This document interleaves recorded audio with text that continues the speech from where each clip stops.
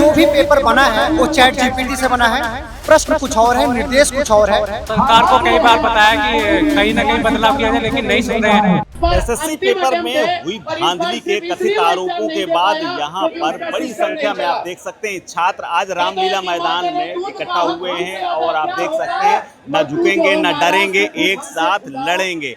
इससे पहले तमाम पेपर्स को लेकर के ये छात्र कई बार मंत्रालयों से लेकर के जिम्मेदार अधिकारियों और तमाम नेताओं से मिल चुके हैं, लेकिन उसके बावजूद जब कोई कार्रवाई नहीं हुई, सुनवाई नहीं हुई, तो सुनवाई नहीं होने की वजह से नाराज होकर के आज हजारों की संख्या में छात्र रामलीला मैदान दिल्ली में आकर के बैठे हुए हैं और अपना प्रोटेस्ट जता करके ये कह रहे हैं कि हमारी बात सुनी जाए। सरकार जिस तरह से 18 और 20 तारीख को अलग अलग एग्जाम कराए गए हैं, उन एग्जामों रद्द करके फिर से एक एग्जाम कराया जाए और इन एग्जाम्स में जो धांधली हुई है उनके खिलाफ कार्रवाई की जाए।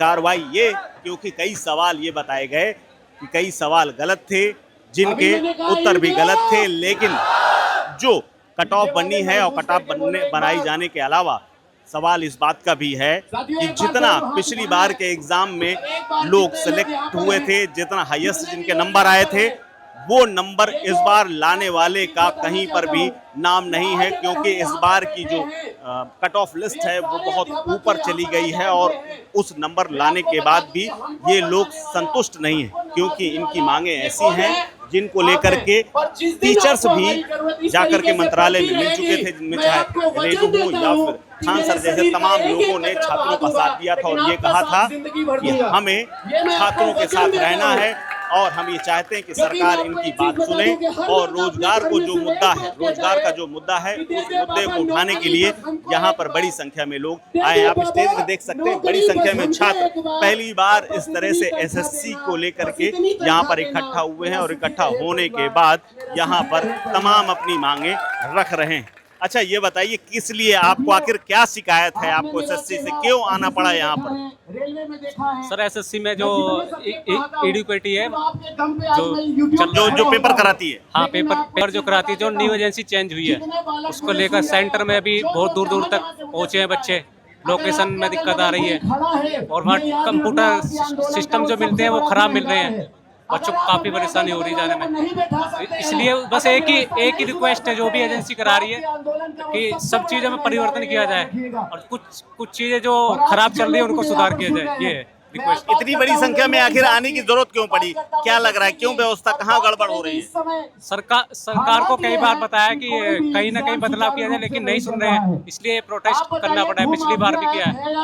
ये प्रॉब्लम है। किसी की जमीन कब्जा हो जाए तो कम से कम। अच्छा, ये बताइए क्या जरूरत पड़ी आज आप लोगों को आने की यहाँ पर? क्या वजह क्या है, कहाँ पर आपको लग रहा है कि यहाँ पर गड़बड़ हुई है और उसको ठीक करने की जरूरत है? सर, एसएससी अभी स्टोनो का पेपर लिया है। जो भी पेपर बना है वो चैट जीपीटी से बना है। प्रश्न कुछ और है, निर्देश कुछ और है और बच्चों को इतना ज़्यादा प्रॉब्लम हो रही है जिसका कोई हिसाब नहीं है। तो कहने का मतलब साफ है, आउट ऑफ सिलेबस चीज़ें पूछी जा रही हैं। अभी सीजीएल का पेपर होने वाला है। एसएससी में जितनी गड़बड़ी हुई है अभी पिछले पेपर में, वो सारी गड़बड़ी सीजीएल में होगी अगर ये चेंज नहीं हुआ एडुकेटी। अच्छा सर, ये बताइए क्या गड़बड़ी है, कहाँ पर मात खा रहे हैं आप लोग? क्यों इतना बड़ा प्रोटेस्ट करने की? पहली बार मुझे लग रहा है इतनी बड़ी संख्या में लोग आए हुए हैं। देखिए, अभी पहले टीसीएस का था हमारे पास टेंडर, अब नई कंपनी आई है। जो नई कंपनी आई है उसके पास व्यवस्था नहीं रह पाया, मतलब ऐसे जगह सेंटर बनाया है जहां पहुंचना भी दिक्कत है और पुराने कंप्यूटर रखे हैं, पुराने जो इसको है ना कीबोर्ड रखे हैं, पुराने मॉस है ना, वो चल रहा है। मतलब इस तरीके से व्यवस्था किया गया है कि कोई भी बच्चा यदि एग्जाम देता है तो ये मतलब अपने कारण से फेल नहीं हो रहा है, उस सिस्टम के कारण से फेल हो पा रहा है। तो इसमें बच्चों का क्या दोष है? तो ये जो है सारा दिक्कत नई संस्था के आने से, जिसके पास उस तरह का इंफ्रास्ट्रक्चर नहीं है, जिसके कारण समस्या आ रही है। तो बच्चों का डिमांड है भैया हमें तो कम से कम अच्छा से एग्जाम तो लो, कम से कम, तो यही डिमांड है बच्चों का। अच्छा, क्या पेपर में भी कुछ धांधली की बातें कि कुछ पेपर के जो सवाल थे वो भी गलत हैं, आंसर्स कुछ अलग हैं और कुछ पेपर में जो पूछा कुछ अलग गया है? जी, पेपर काफ़ी गलत है, क्वेश्चन जैसे मान लीजिए जीएस का क्वेश्चन है, उसमें रीजनिंग पूछा जा रहा है, रीजनिंग क्वेश्चन में मैथ पूछा जा रहा है, क्वेश्चन पूछ रहा है कुछ और, ऑप्शन कुछ और दे रहा है। जहाँ 4 विकल्प होता था किसी में 3 विकल्प दे रहा है। बच्चे आंसर टिक लगाते हैं ए और बाद में चेंज करके कर देते हैं सी, लेकिन जब उसका आंसर की आता है तो जो पहले लगाते हैं वही आता है। तो ये सारा जो है उनका टेक्नोलॉजी फेल्यूर के कारण से दिख रहा है। अच्छा, आप लोग कहाँ से आए हैं? बच्चों के साथ क्या समस्या दिख रही है आपको? कहाँ पर लूप होल्स, कहाँ पे क्या देख रहे हैं? सर जैसे आप देख रहे हो सुबह से गर्मी भी बहुत ज़्यादा है, बच्चे भी परेशान, आप भी परेशान, हम भी यहाँ पर, बट लेकिन अभी तक ना ही तो कोई बड़ा न्यूज़ चैनल वाला ऐसे आया है कवर करने के लिए। कोई नेता आ जाए, किसी नेता का कुत्ता बीमार पड़ जाए, सारे के सारे कवर करने के लिए उठ जाते हैं। बट हमारी पहले से यही है कि क्यों इन बातों को सुना नहीं जा रहा है। और ये कोई ऐसा नहीं है कि एडिक्यूटी हटाओगे, TCS लाओगे तो फेयर एग्जाम हो जाएगा।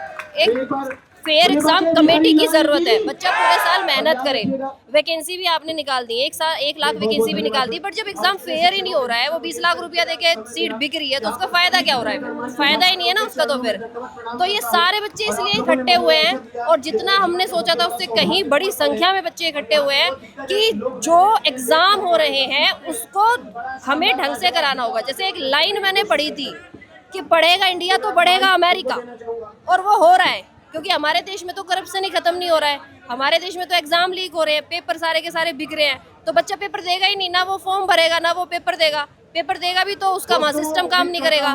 तो ये सारी चीजें, तो दूसरी कंट्री में हमारा देश का युवा जा रहा है, उसको कोई मतलब नहीं है, यहाँ पढ़ रहे हैं। शिकायत क्या है सरकार से? शिकायत क्या है? कहाँ पर गड़बड़ हो रही? क्या अभी तक टीचर से भी कुछ मिले थे जा करके, उसका कोई रिजल्ट निकल करके आया या नहीं आया? हमारी बस इतनी सी रिक्वेस्ट है कि बहुत सारी चीज़ें हैं जिनको सुधारा गया है, ठीक किया गया है। उनमें से सिर्फ एक छोटी सी चीज़ है, फेयर एग्जाम कमेटी। एक फेयर एग्जाम कमेटी होनी चाहिए हर गवर्नमेंट एग्जाम के लिए, जिसकी ये जिम्मेदारी हो कि हर एक एग्जाम, ये SSC या रेलवे की बात नहीं है, ये सारे एग्जाम की बात है। अगर आप तैयारी कर रहे हो, हमें आज प्राइवेट नौकरी करनी पड़ रही है क्योंकि हमें पता है कि हम तैयारी करेंगे नौकरी तो बिक जाएगी। फेयर एग्जाम कमेटी जब तक नहीं आएगा तब तक ये चीज़ें सुधरने वाली नहीं है। रेणु मैडम भी आई हैं जो कि यहाँ पर बेहद वायरल मानी जाती हैं, और बड़ी संख्या में उनकी डिमांड है, और उनको लेकर के ये कई बार छात्रों के साथ लोगों से मिल भी चुकी हैं, और मिलने के साथ ही साथ वो कई बार अलग अलग तरीके से बात भी रखती रही हैं और बेहद मुखर मानी जाती हैं। और इसीलिए आप देख सकते हैं भीड़ में रेणु मैडम जो कि काफ़ी चर्चित चेहरे हैं। Subscribe to One India and never miss an update. Download the One India app now.